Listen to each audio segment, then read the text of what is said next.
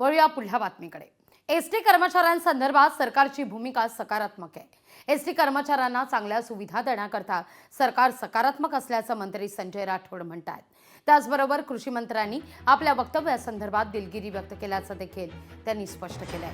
लाडक्या बहिणींच्या खात्यात रक्कम वेळेत जमा होणार असल्याचं राठोड स्पष्ट करतायत।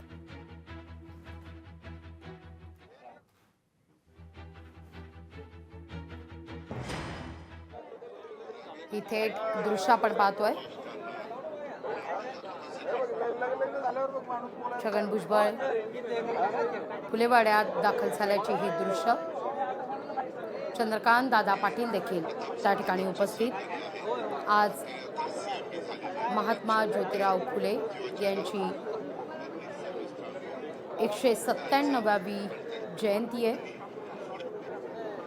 आणि या निमित्तानं विविध कार्यक्रमांचं देखील आयोजन करण्यात आले आहे। समाजसुधारक, विचारवंत, लेखक ज्यांनी आपलं सर्वस्व, आपलं उभं आयुष्य शोषितांच्या शिक्षणाकरता, कल्याणाकरता, त्यांच्या उत्थानासाठी म्हणून समर्पित केलं, ते महात्मा ज्योतिराव फुले यांची आज 197वी जयंती।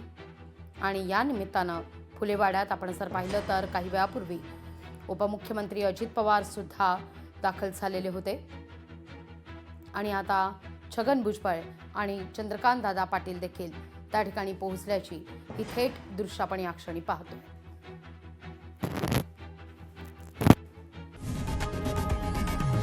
लोकशाही मराठी ऐका, पहा, जागरूक रहा।